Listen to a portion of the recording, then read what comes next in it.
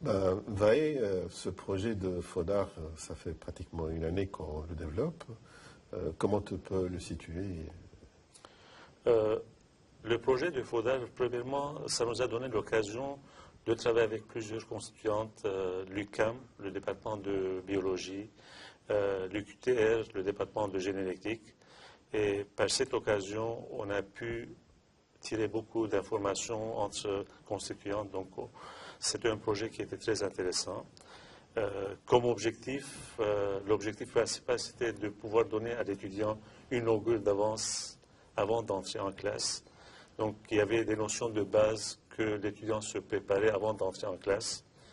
Et automatiquement, l'étudiant était déjà préparé. Donc, lorsqu'il venait en classe, il avait l'occasion de consolider le préparatif qu'il avait déjà fait à l'avance. Et puis, il y avait les trois constituantes ont travaillé différemment. Ça, c'était intéressant aussi, dans le sens que chacun avait son projet. Donc, à la fin, on essaie de regarder comment les intégrer. Donc, probablement, on regarde à une autre phase du projet pour vérifier comment on peut prolonger ce projet en faisant une intégration entre différents projets et entre l'UQAM, l'ETS et l'UQTR. C'est une première expérience qui nous a permis un peu de sentir sur quel volet il faut encore travailler. Et puis ce qui est encore très précieux, c'est les expériences ou le croisement des trois expériences avec les trois institutions pour voir chacun ce qu'il a apporté et ce qu'on peut en profiter. Là, il y a une dimension intéressante dans ce que nous faisons qui a été aussi mise en évidence pour le cas de l'Université de Trois-Rivières. C'est que de cette manière-ci, l'étudiant, chacun apprend à son rythme et selon son style, parce qu'il a la matière à sa disposition et il va pouvoir la voir, la revoir et la travailler à sa façon. C'est une dimension très intéressante. On s'est intéressé à un moment donné pour leur demander aussi combien de temps ça vous prend pour faire le travail demandé. Et on s'est aperçu que c'est des temps très variables. Il y a des gens qui mettent 3/4 d'heure, 1 heure. Il y en a d'autres qui mettent 4-5 heures. Et ça doit les interpeller. On les a poussés un peu à réfléchir sur leur façon de travailler aussi. Il y a évidemment derrière tout ce que cette matière promet comme performance au niveau de l'apprentissage, c'est les compétences qui se développent derrière tout cela. Parce que c'est l'occasion de renforcer un peu l'autonomie de l'étudiant, sa capacité à aller chercher des informations. Parce qu'on a remarqué aussi, une des questions qu'on a posées, est-ce que vous préférez être passif en classe aussi? Et beaucoup étaient favorables à cette idée-là parce que c'est un mode de fonctionnement auquel ils sont habitués, de recevoir passivement l'information sans s'investir, sans faire cet effort-là. Donc il y a derrière tout cela tout un effort de changement de culture qu'il faut développer pour arriver à instaurer cela. Et puis il faut que ça se fasse à une dimension plus large et de manière plus officielle. Mais je pense que c'est une voie d'avenir parce que ça permet d'améliorer les performances, ça permet d'améliorer la gestion du temps et l'exploitation du temps dans le bon sens. Ça pourrait même conduire à réfléchir à un moment donné à réduire le temps de présentiel. En quelque sorte, on est en train, dans une phase où de reprendre le concept de l'hybride qui était utilisé pour le e-learning, mais l'hybride dans le e-learning était fait pour soutenir le non présentiel par un peu de présentiel. Ici, c'est l'inverse, c'est l'hybride où le non présentiel va soutenir le présentiel. Et je pense que c'est des choses complémentaires qui sont intéressantes. Et il y a beaucoup de choses à explorer, beaucoup de choses à développer. Et on est assez confiant et on voit que cette notion de classe inversée ou de pédagogie inversée va faire son chemin, en plus de laboratoire à distance qui va être dans les années futures une solution généralisée vu l'évolution de la technologie et vu le coût des équipements et le temps nécessaire pour les laboratoires.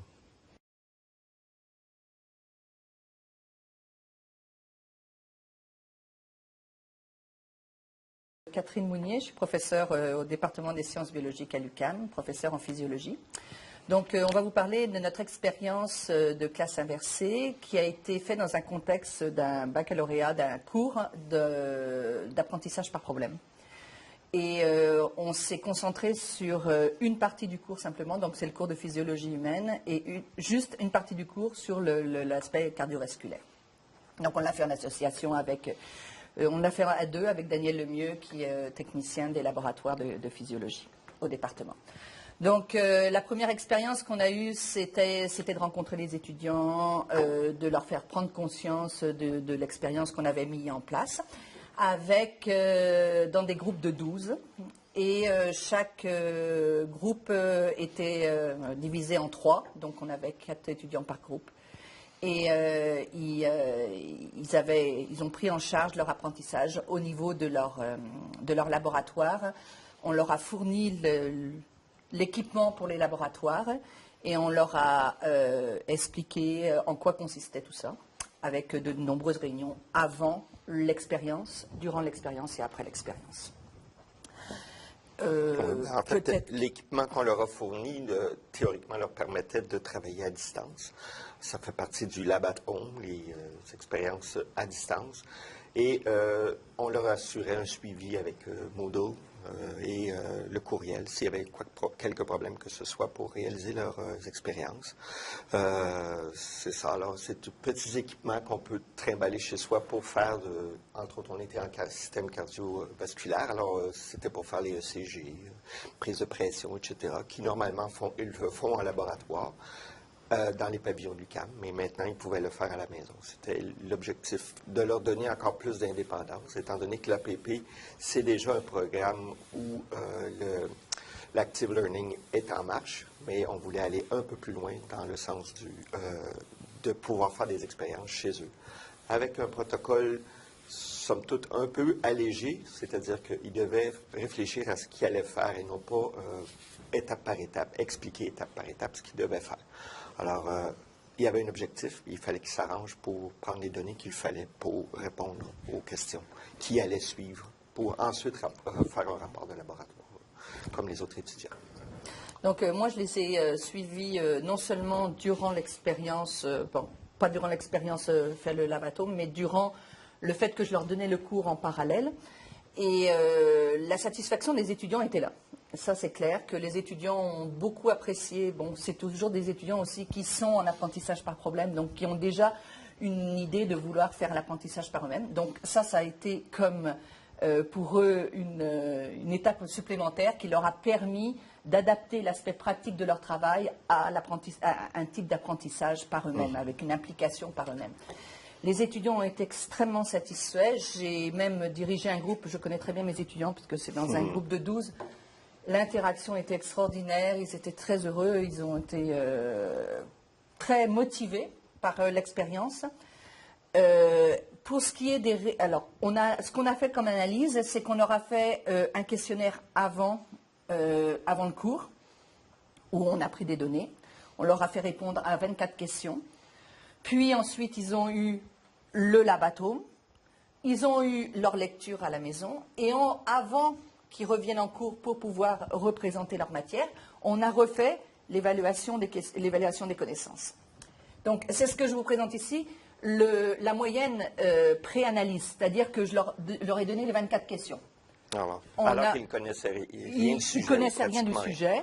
Donc, on avait le pourcentage de bonnes réponses était de 35%, ce qui était quand même pas très fort, mais c'était normal, c'était avant le cours. Par contre, on avait donc 2 groupes tests et 2 groupes témoins.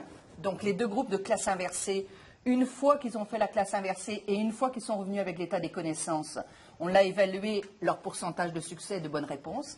Il était de 83%. Alors que pour la moyenne, pour nos groupes témoins, qui n'avaient pas fait la classe inversée, il était de 63%. Donc, déjà, a priori, ici, on voit que l'apprentissage sur un problème spécifique, je dis bien sur ce problème spécifique-là, la rétention a l'air d'être meilleure pour les étudiants de la classe inversée par rapport au groupe témoin. On est juste sur des valeurs quand même pas très élevées. On a 24 étudiants pour les groupes de la classe inversée et 19 étudiants pour les groupes témoins. C'est ce qu'on avait.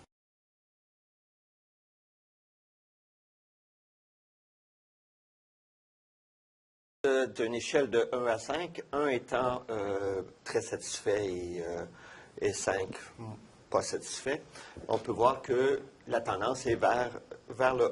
C'est une tendance, c'est pas... ce qui semble nous indiquer qu'il y a un intérêt certain pour ça. Chaque question est différente, là, mais grosso modo, on peut distinguer une tendance vers une grande satisfaction par rapport à la classe inversée.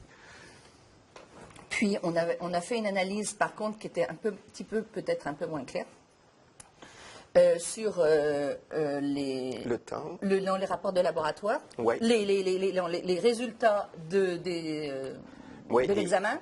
Et des rapports de laboratoire. Et des rapports de laboratoire. On ne semble pas qu'il y ait une différence majeure entre ceux de la classe inversée et ceux de la classe témoin. C'est sûr qu'on est à 24 et 19. Alors, je pense que c'est un laboratoire qui s'adapte très bien. Le laboratoire qu'on avait, c'est un laboratoire qui s'adapte extrêmement bien à la classe inversée. Et on aimerait, je pense que c'est une expérience à renouveler. Il y a des petits détails techniques à refaire. Je pense qu'on pourrait étendre maintenant avec plus d'étudiants. On aura peut-être des valeurs statistiques plus intéressantes.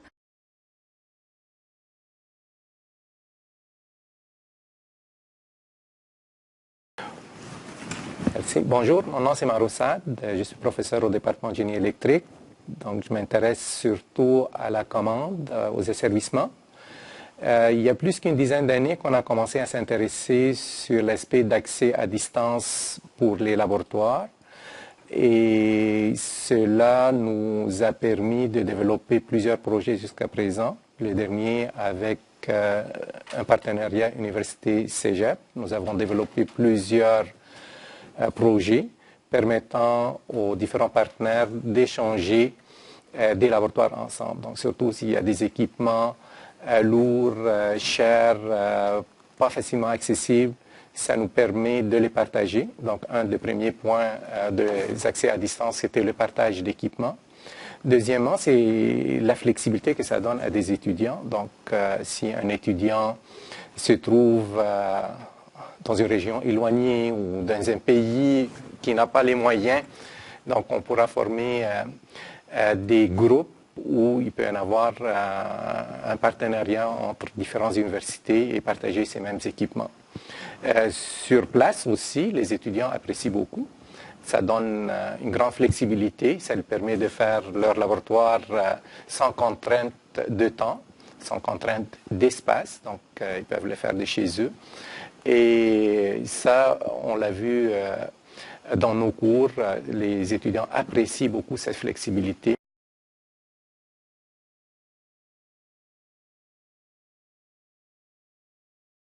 Bonjour à tous, Adèle Daman, professeur au département de génie électrique, génie informatique à l'Université du Québec à Trois-Rivières. Donc l'expérience par rapport à la classe inversée a été testée dans le cours Sinuosystème linéaire, qui est un cours prérequis à 2 autres cours de spécialisation, à savoir télécommunication et asservissement. Donc un des intérêts que j'avais par rapport à la classe inversée, c'est qu'il y a beaucoup de contenu théorique et il y a aussi des possibilités de montrer beaucoup d'applications. Mais quand on passe toute la théorie, c'est beaucoup plus difficile de dégager du temps pour passer avec des applications. Donc, j'ai discuté avec les étudiants suite à nos réunions et je leur avais parlé de la classe inversée et de la façon qu'on allait le tester avec eux. Donc, comme première réaction, c'était toujours « Oh, on n'est pas certain, on aime mieux avoir la matière et après ça, on va réfléchir à la maison et tout. » Et ce que j'ai constaté aussi, c'est que lors de la préparation du matériel, c'était pas de la même façon, parce qu'il fallait que je prépare un matériel qui soit autonome pour le comprendre, et quand on se retrouve en classe, on va pouvoir l'exploiter, ce matériel-là. Donc, à la première expérience, on a enregistré une vidéo, on leur a déposé, donc il y avait l'occasion de le regarder et tout. Et quand on est arrivé à la classe, donc j'ai réexpliqué le principe, j'avais préparé aussi un questionnaire pour savoir s'ils ont écouté la vidéo ou pas. Et par la suite, on a partagé la classe en différents groupes. Donc, il fallait qu'ils se mettent des groupes de 4 à 6 personnes et il y avait un problème à résoudre suite à l'écoute de la théorie qu'ils avaient absorbée durant l'écoute du vidéo. Par rapport aux étudiants, donc j'avais toujours les deux mêmes réactions. Il y en avait qui étaient super contents parce qu'ils communiquaient bien et tout. Et il y avait une deuxième catégorie que elle, non, c'était la zone de confort qui n'était plus là. Donc écouter de la matière, l'enseignant qui parle devant, ça va. Mais demander aux étudiants d'intervenir, là, c'était trop. Mais ce que j'ai adoré aussi, c'est qu'il y avait toute la partie de la classe qu'on appelle la classe silencieuse. Celle qui ne se plaint pas, mais qui ne dit pas si elle a compris ou pas. Et la classe inversée, ce que ça a permis, c'est d'aller groupe par groupe et poser des questions. Ils étaient obligés de donner leur propre solution. Qu'importe si elle était bonne ou pas bonne, mais il fallait qu'ils s'expriment. Par rapport à la théorie et comment ils abordent cette problématique-là. Une des choses aussi que j'ai eues comme commentaire, c'est que les étudiants apprennent à des rythmes différents. Donc, par exemple, pour un enregistrement d'1 heure, 1 heure 30, il y a des étudiants que ça leur avait pris 2 heures pour l'écouter, mais il y en a d'autres que ça avait pris à peu près 5 heures à l'écouter. Et en particulier, un étudiant que ça m'a vraiment frappé, il est venu me voir, il me dit « Merci beaucoup ». Il dit quand on écoute un cours dans une classe, il dit « J'ai pas eu l'occasion de faire, entre guillemets, un rewind ». Donc, revenir sur la phrase et essayer de comprendre davantage. Donc, ça m'avait vraiment marqué. Et effectivement, chaque étudiant apprend à son rythme. Mais le fait d'avoir le cours théorique chez lui, mais cette personne-là, elle peut l'écouter à son rythme, à sa façon, et elle peut s'exercer à essayer de le comprendre. Donc, j'ai vraiment aimé le feedback que j'ai eu par rapport à ça. Et aussi, étonnant que ça puisse paraître aussi, même s'il y a certains qui n'étaient pas dans leur zone de confort, mais ils m'ont demandé à ce que tout le reste du cours se fasse comme ça. Donc, que j'enregistre toute la partie théorique, que je leur donne, et par la suite, ou bien qu'on reprenne certaines parties théoriques, ou qu'on le place avec des applications. Donc, somme toute, comme expérience, c'était vraiment une excellente expérience à renouveler, bien sûr. Et ça a dégagé énormément de temps pour les applications, chose que je n'ai jamais eue pendant les 7 autres années que j'avais donné le cours. Donc, ça a été vraiment exceptionnel comme résultat.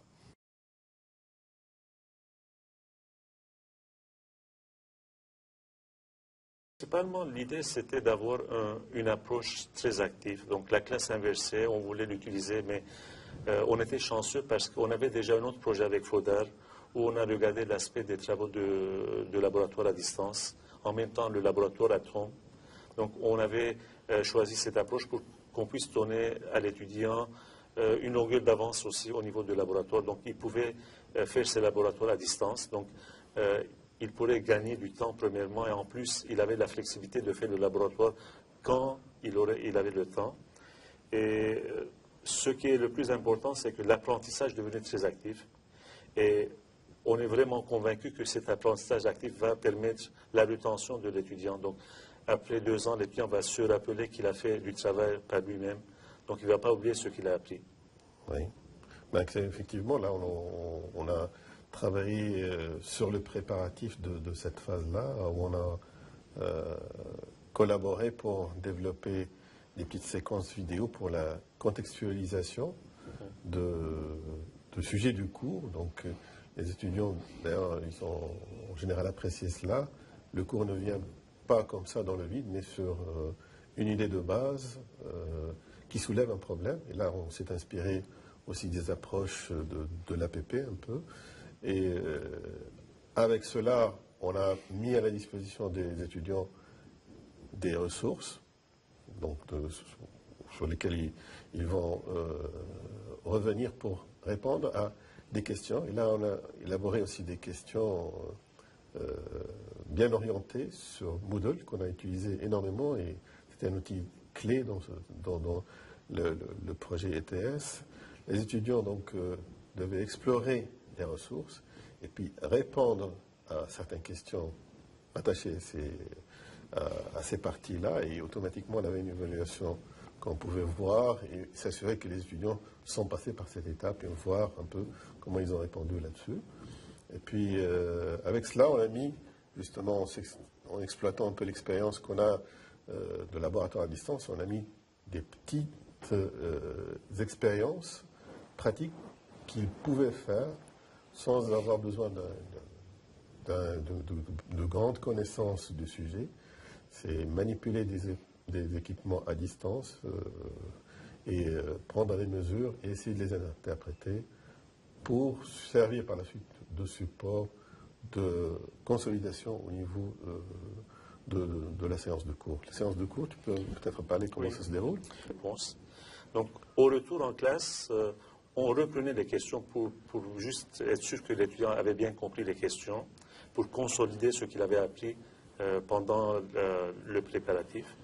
Puis, je donnais aussi du cours d'une façon magistrale, donc juste pour les points qui sont importants, juste pour leur faire comprendre que s'ils ont eu des doutes, donc pour s'assurer qu'ils ont bien compris la matière.